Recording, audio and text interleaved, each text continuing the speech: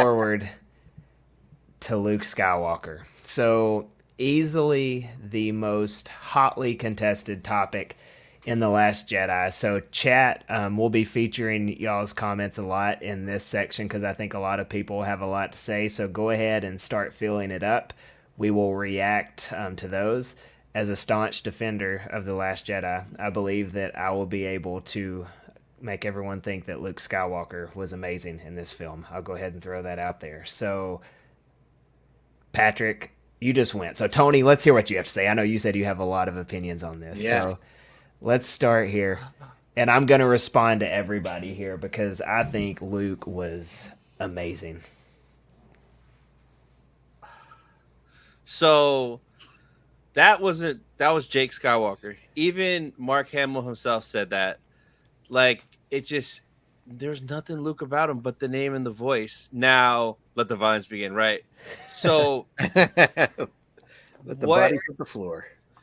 It's just, there's so many things, and I know Diamond Figs and Patrick are really gonna go in, but with Luke, it's like that's not what I pictured as Luke, right? After the Return of the Jedi, and then we get that, like, it just left a bad taste in my mouth. And to me, Luke was what we got in Mando season 2, the finale. That is how I pictured Luke being in the sequels, maybe just old, but he was gonna be like that. And what we got was a broken version of that, and we have no idea why he was broken. He was broken off screen. Now, I mean, maybe there's a way where it makes sense why he got to that point, but we need to see that because last we saw him, Return of the Jedi, all black everything. He won. He was that dude. That's not what we got in there. And then since I watched a little bit today, the milk part just irked my soul. Like, in his beard too, because I have a beard, so I can relate. And seeing all the green milk in his beard killed me. But the one positive thing, though, that I got teary-eyed happy, and I forgot about this scene because I try to, like, take everything out of The Last Jedi out of my memory. But the scene where he goes into the Falcon, he sneaks in, and he's in the cockpit, and it lights up, hit the fields, then he goes back and sits down. I forgot R2 was on there. Yeah. And then R2 comes out, and they just start talking. Like, my eyes got watery, I'm not gonna lie. And they were talking, and then he started to play the hologram. And you heard, years ago, you served my father in the Clone Wars. Help me, Obi-Wan Kenobi. You're my only hope. Yeah. I started just tearing. That just made me so happy. But that made me happy because that felt like Luke. Like, that moment there was the only Luke moment. And I remember I liked the Yoda part. Just because seeing Yoda, I don't remember if I liked Luke in that part. But that was the one part of the movie where Luke was Luke when he was talking to R2. Yeah. And I'm going to keep mine short because I know these other two are going to be forever, which is fine and good. But, like, that was not Luke Skywalker.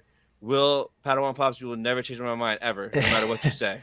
So let's catch up with the chat on this one because we are getting quite a bit more on here. So JT has a lot of EU knowledge. Like I said earlier, he reads a lot of this stuff. So just talking about how Luke is super powerful, and then he gets crushed by some rocks by a Padawan. So JT's not a fan of Episode 8 Luke.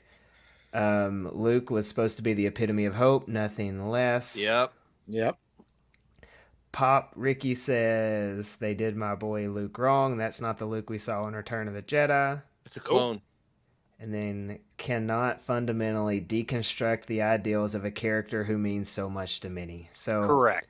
Damn it, Ryan. So this is a lot of people get kind of mad about this one, I would say. So one thing I do like is you don't really see who a hero is until they face adversity and then overcome adversity. So I would say in the original trilogy, we do see Luke face a lot of adversity in each film. So Ben dies, Luke blows up the Death Star, then he gets his hand cut off, he redeems his father. Like, we see him facing adversity, but I don't know if there's a greater adversity. I'd say that the Darth Vader thing probably is greater, but right below that, I would say seeing, all you've built up, all you've hoped for, and restoring the Jedi, and all you've done to the light, and then seeing that really unravel at your own hands, right? So we brought it up earlier, like he goes in the hut to kill Ben Solo. We see two different points of view of how it happened with him reading his mind. We see Kylo Ren's point of view.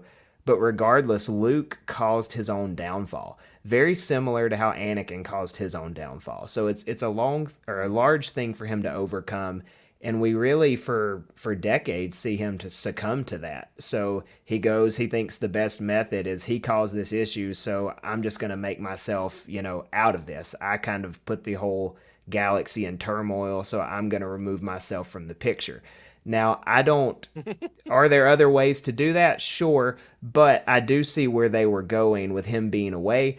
Also, George Lucas's original Episode 7 script had him as a hermit, so it's not a full blown pulling him off, but they kind of kept true to that. So that is my partial defense. Diamond Figs, you have the floor.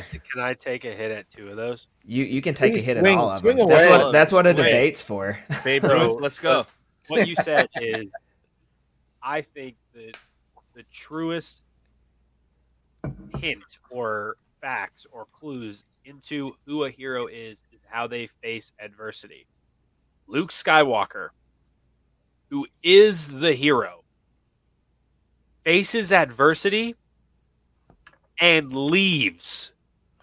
So by that reasoning, Luke Skywalker is not a hero for how long? For how many years Luke Skywalker is not a hero, which is absurd because when you're thinking of, he even says it too to Rey on Octo and by that by like the pool, he's like, Luke Skywalker and I became a legend. Yeah, but him knowing his own appearance with throughout the galaxy has nothing to do with how he views himself. Rey says it to him while they're sitting on the pool. She says, you the one who saw Vader and sensed the conflict in him. You threw your lightsaber away and chose to go with him. That's a hero. Then the same guy who hears that and then goes, yeah, but I was the one, it was my fault. He's so off from years, especially because during that time, you're like, a lot of people say, I don't know what happened during that time between Return of the Jedi and Force Awakens. You know, he was building his Jedi temple, blah, blah, blah, blah. Do you think that he was teaching dozens of students going on adventures, trying to find stuff within the ways of the Force? Now he knows the Force. He is a Jedi Knight. He becomes a Jedi Master. At that point, that's when he decides to back out of everything. After all of that work, everything he did through his adolescence to this point now in his elder age, that's when he decides to check out because of his nephew falling out. Now, at the exact same time, too, the most unheroic thing he does throughout this, and this is one of my biggest points, is he doesn't only close himself off to the Force, he closes himself off to his family, which is his number one thing throughout the original trilogy. George Lucas has said it, it's a story of family. So Luke Skywalker, who the entire time, Leia's my sister, found family within Han and Chewie and R2 and C-3PO and Leia, all of this stuff. And then Vader, even too. This guy has blown up planets and murdered people throughout the galaxy. He's the equivalent of Star Wars Hitler. To find the good in his heart, to then throw his lightsaber and say, I am a Jedi like my father before me.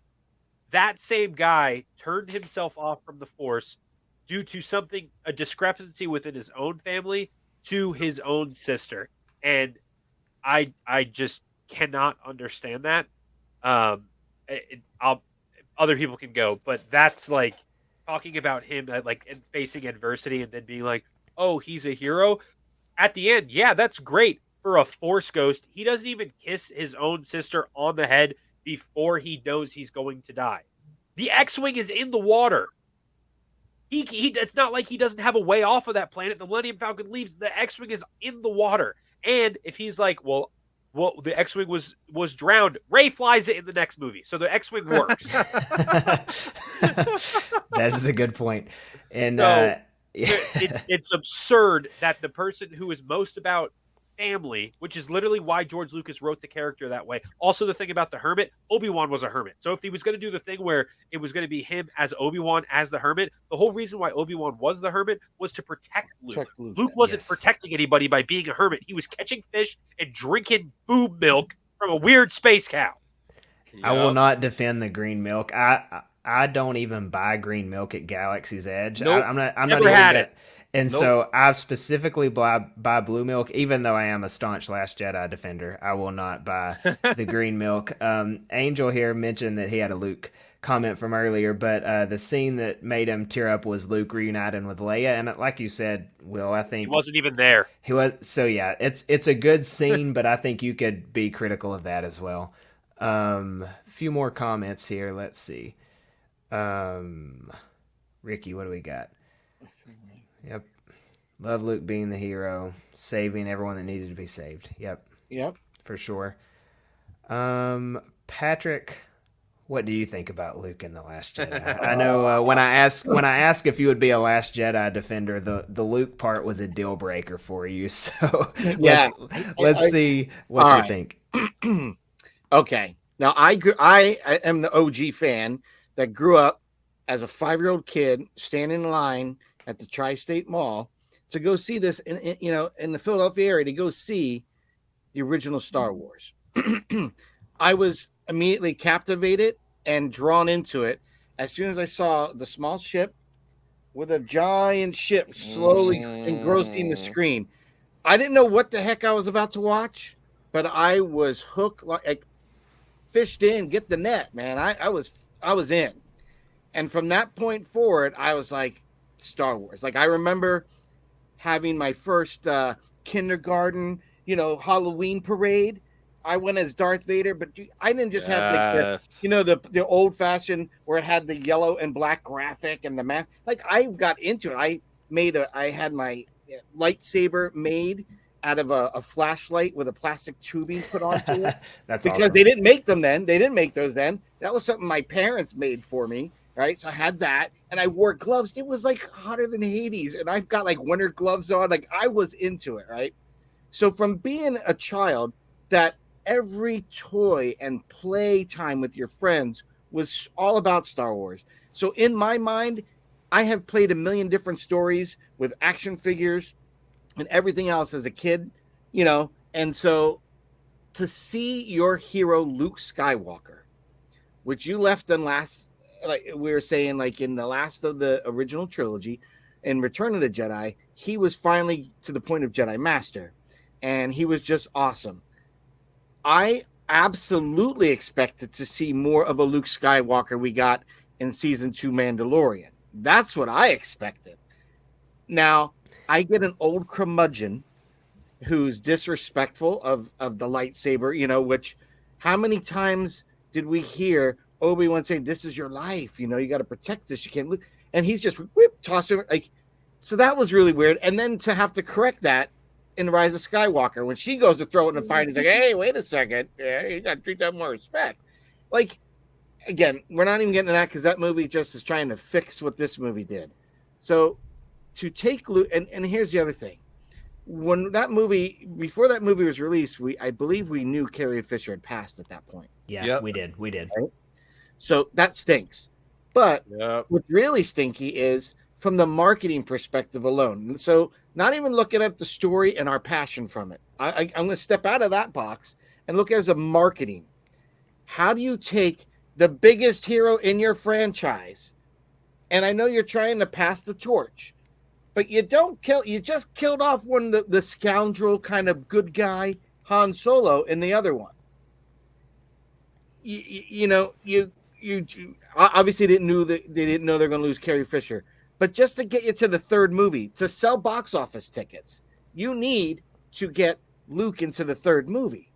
So I thought it was just awful how they made him a curmudgeon. I agreed with everything Diamond Figs and everyone said, like very family oriented, and he's stuck on there drinking green milk and fish and not leaving. He's got the X-wing in the ocean, it was awful. That was just awful. And I Yeah. felt like Luke trying to train.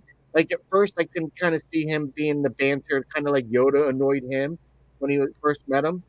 But like I think at this point, he kind of knows the seriousness and really needs the teacher because there's not many left. Like Yoda's gone, this is gone, and it was just sad to see Luke finally get introduced into the sequel trilogy because all we got was that last 5 minutes.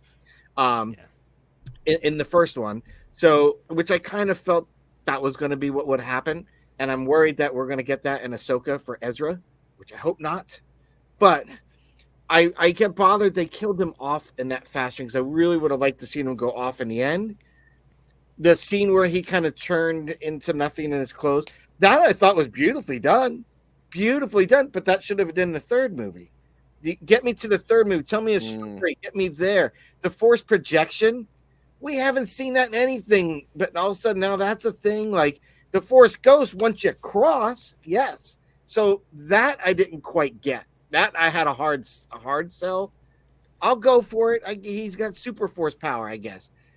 But no one else ever had used that. I didn't see that ever used in Clone Wars or any of the prequels. Like so, to me, that was a hard sell on that even. So I just felt to take Luke Skywalker, who is your biggest hero of the franchise. Every kid wanted to be Luke. And he did, to your point, very of that mythical farm boy to legacy warrior, right? Like he's a Jedi Knight, he's a Jedi Master. So to go from the innocent farm boy to that and being caught up in this war and it just didn't make sense that all of a sudden now he's an old curmudgeon. And he just let a new after destroying the Empire, he just let the new Empire come back and let the Resistance handle it. Let my sister stand on it on her own.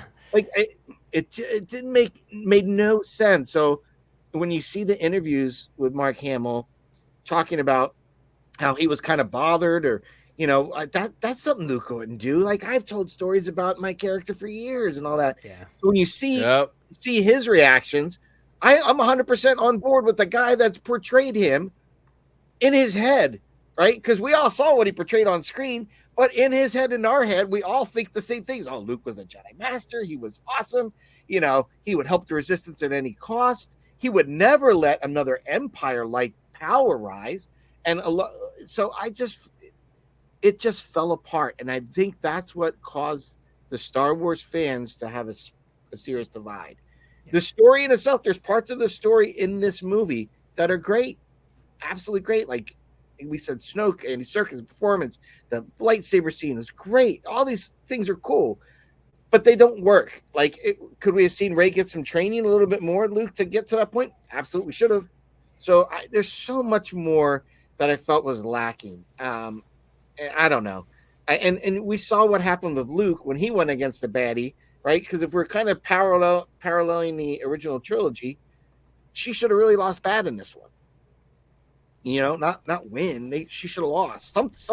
Something should have been. There should have been some sacrifice to the good side, besides just kind of getting annihilated almost. I mean, it was just sad seeing again. The whole story took place in a span of a few hours, because that spaceship was running out of gas. Like, that's another story topic that I considered adding was the pacing of this movie, but we'll move. Everything else is moving quick, but that ship is just slowly. Like to me, like we got the races at the cannibal, all these things are going, but the ship is just slowly like come on. No way.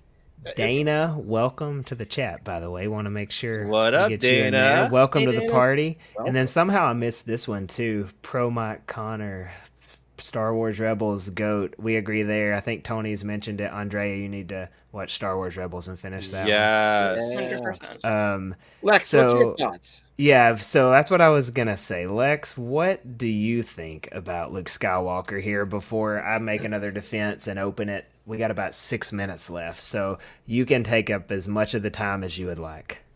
I don't think I need that much time, but I know that Patrick mentioned that he grew up on the movies, and not in any type of way, I didn't. However, I have come to love Luke Skywalker. Rewatching the movies, seeing him in Mandalorian the season 2, I've come to love him almost just as much as his father, because Anakin Skywalker is my favorite. However, seeing him in this movie absolutely crippled my vision of him.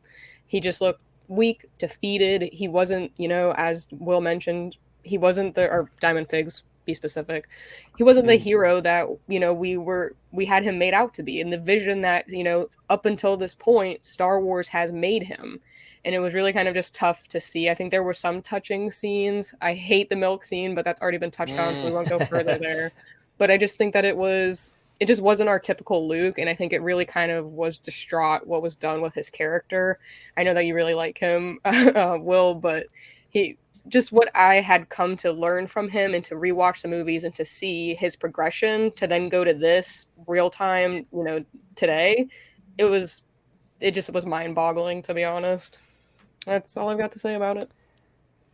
I do want to make a plug for this because I also would like to see it. But if JT could go live and interview Diamond Figs Will on his thoughts on the entire Luke disservice, I would be very interested in watching this because Diamond Figs knows his stuff as far as Star Wars goes. Notes that at the end, if you would like, I'm just going to rattle them off one by one. It sounds good. There's so much stuff. That, every time you guys bring up a point, I'm like, and that doesn't. So I'm just no. We'll save you for the main event on that because I'm sure you can run through those. Dana here has a hot take on the Leia Mary Poppins scene. If you rewatch the stream, we probably go 15 minutes on that one. But yeah, definitely harder to make sense.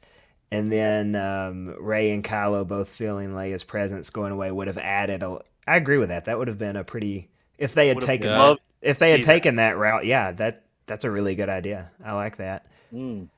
So one thing I did like about Luke Skywalker in this movie, and I will say it's more so in the book, not the movie, but I have it marked here. When he dies, they don't devote as much to it in the book as I would have thought. But once he's done, he wakes up and he's like back on Octo and he hears the wind and everything. And then it says he heard a familiar voice. Maybe it was real. Perhaps it was just in his memory. Let go, Luke. He did, and his body faded away, leaving the ledge empty where the spot it had been. The force rippled and shivered, but a moment later, this disturbance was lost amid countless other currents of the autumn evening on the island. The force continued as it always had, luminous and vast and eternal. I think had they taken that route at the end of this movie, use your imagination. I like to think it's Anakin saying, hey, a lot of people do. And had you even you want to talk about lipsticking this movie. If you put Hayden Christensen's Force Ghost behind Luke telling him to let go there, you don't want to overshadow the big moment, but if Mark Hamill goes with this whole movie, he's not going to say no to that. I mean, how cool of a scene would that be where you've got father and son on screen at the same time? Oh my God. In the same place. Force Ghost Yoda too. Yeah. So I think when I read it through this lens, I will say I genuinely I'm okay with The Last Jedi. It's not my favorite movie, but I don't hate it. I really don't like The Rise of Skywalker. But after reading the book, that's when I came to that conclusion that having this extra head knowledge going into the movie, it makes certain aspects more enjoyable for me. So while I am joking some with being a staunch Last Jedi defender, having read the book, I do enjoy it more so than I did maybe the first 100 times I watched it, whatever. So I think that scene could have been very, very well received on screen, but it made its way to a book for, thousands of people to read it instead of millions to actually see it. So I think that's a disservice. But for the main event here, Diamond Figs, you have pages of what you don't like about Luke. Chronologically through this movie because I have so run through it, and then we will give a plug for everybody's channel, and that will be it. Quick. No, you're good. Why is he in ceremonial robes at the beginning of the movie and then just immediately change? Was it laundry day? There's no reason for him to do it. If he doesn't believe in the Jedi Order, why is he wearing his ceremonial Jedi robes? Number two, the throwaway. I already did that. Where was it? Oh, to go back about the green milk. Mark Hamill said in an interview that one of the things that he was most mad about the green milk thing was the deleted scene where he's at least mourning over Han. He did not get to work with Harrison Ford again. He did not get to be on screen with Han Solo again. They had the time to leave in the scene where he milks whatever that species is on the side of the thing and have all of that milk drip down his beard like a fool, but they didn't have the time to leave in the deleted scene where he is mourning over his best friend and two of the, at least some sort of mourning other than where's Han? And then it's never brought up again. And then it cuts to Kylo. Yeah. And it cuts to Kylo Ren, Yeah. which 100% whatever. right, Will. I don't disagree. there. Also, if Luke was supposed to be the wise Yoda type or Obi-Wan type master, I kind of alluded to this earlier. Why, when Rey shows up, is he not ready to train her to save the thing that he is trying to defeat? Because he's trying him removing himself from the Force was him trying to defeat the First Order and all of the evil that comes with him being a Jedi, correct? So why wouldn't he train them the same way that Yoda and Obi-Wan did? After Order 66, they both left. Yoda went into hiding on Dagobah. He was so sad and distraught over him losing his own Jedi Order because Yoda was basically like the overall president, if you want to use that term for the Jedi Order. He left because he knew he had failed. However, when Luke Skywalker showed up on Dagobah, he was screwing around a little bit and he hit Yoda with the stick, and it's all very charming for Yoda to do that. But when it came down to it, he was ready to train Luke because he knew that was the way to go. Luke, instead, Rey picks up the lightsaber to scare him, and Luke falls over, and the only time he uses the Force is to catch himself while he is in fear. Oh my God. That small moment where Luke closes himself off from the Force because he is afraid of the Force, while he is afraid, he uses it, which doesn't make any sense. Good point. Also, this is outside of Luke Skywalker. The only time that Chewbacca is in the movie is with porg jokes. So that pisses me off the entire time. He sees Luke. He doesn't even give Luke Skywalker a hug. If you want to talk about The Force Awakens when Han dies, Leia runs over to Rey and gives her a hug before she hugs Chewbacca, which does not make any sense because that's basically her brother-in-law. Okay, moving on from that. Luke closing himself off from the Force doesn't make any sense because him sensing the Force through Kylo Ren, what if that was to happen with anybody else? Literally what if Kylo Ren had 3 kids? How old is Kylo Ren during this time? I don't know, 19? In Star Wars lore, he could have a couple kids. What if he is building up the bloodline of Skywalker lineage that is evil, that is Sith, that is the dark side, while Luke is just on some planet to die? So the thing that he does to close himself off from the Force, he can't sense his sister, he can't sense his nephew, he can't sense his bloodline. So it doesn't make any sense why he does that. Rey's saber training, he does not train her with a lightsaber at all. The closest he gets to training her with a lightsaber is when she is attacking him, asking if he was going to murder Kylo Ren. That's the only time you see Luke do any sort of lightsaber training. Is him slicing at her, and when he force grabs, that's another time he uses the Force for some reason there. He force grabs the pipe and is using that to fight against her. And Luke, master swordsman at this point, falls over in fear because she goes like this and flinches him out like she's going to give him the 1-2 punch. Doesn't make any sense there.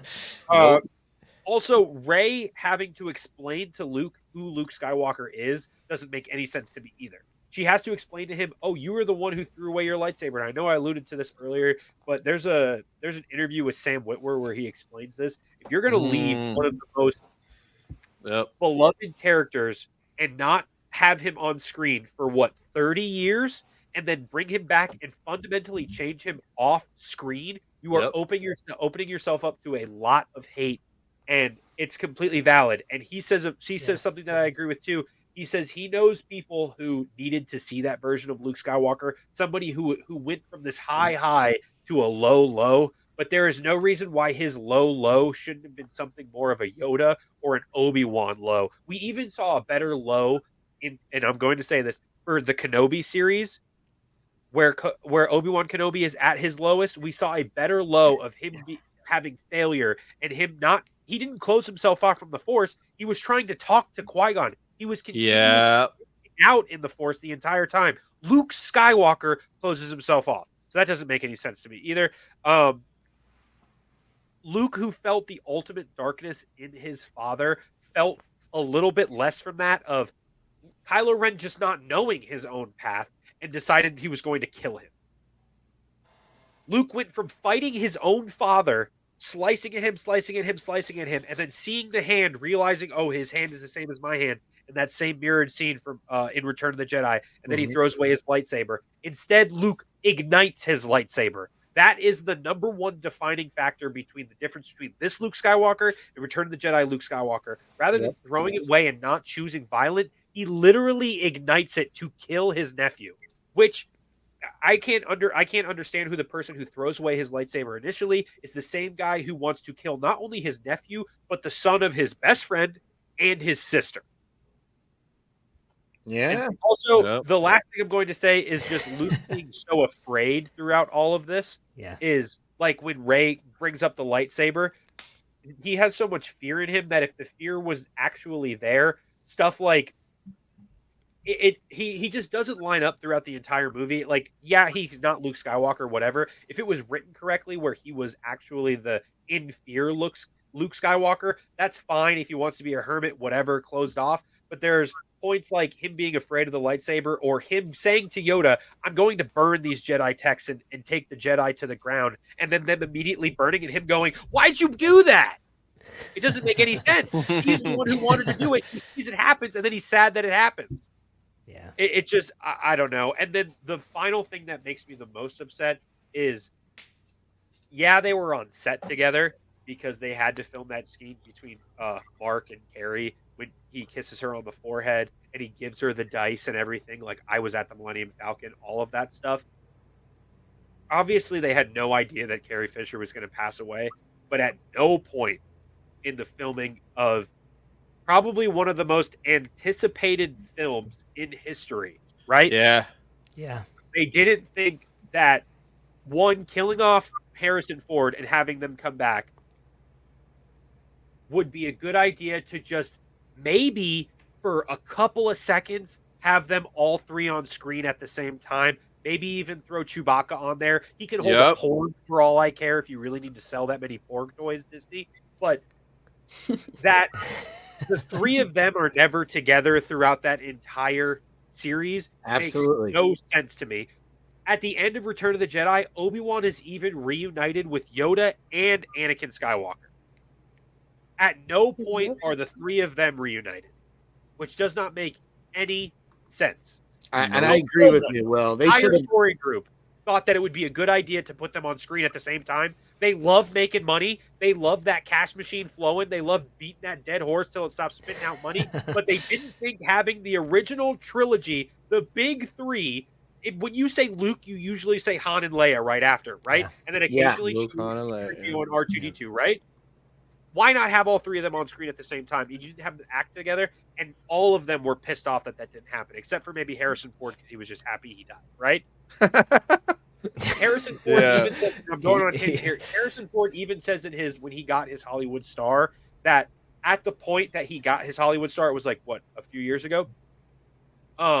He was like, Mark and I haven't worked together for a really long time. They weren't even on set for Rise of Skywalker, where they were both technically in that movie, and Han was like a weird force projection image dream. Another issue. Yeah. Where he's on that thing. Like, yeah, I hate that movie too. I cannot stand all three of them. The beginning of Force Awakens gets me very excited, and then it's just a slow downhill from there every time I watch those three movies. And also, the only other, the last thing I'm going to say is probably the best. It's the third thing time about, you said that. The final word. The best thing about The Last Jedi, I think, the one line where Yoda says, "That's the trouble with being a master is, they are what they grow beyond." That is fantastic. Yeah, yeah. He says that to Luke, and Luke still does nothing. He doesn't get up to go help. Like I said, the X-Wing's still there. He doesn't get up to go help his sister in need. he tries a force projection, which he's not even there for, and then dies. So that's all I'm going to say about The Last Jedi and Luke Skywalker. That is legitimately the last. I'm done with it, but it makes me so sad that one of the best characters in the history of cinema was treated in such a way that verbally everyone hated it during press, and then they had to pay people off so that he could kind of be like, well, I didn't agree with it at first. I actually hated it. But, now I guess Ryan Johnson did kind of make sense that everybody should be shocked instead of writing a story that everybody wanted to see. They did the wrong cameos. They did the wrong thing trying to recreate the original trilogy. They did it in such a skewed, disgusting way. That's it. But see, I agree with you so much, Diamond Figs, on that point about, Luke kind of going to go kill his nephew, because let's face it, the whole basis of Star Wars is having hope.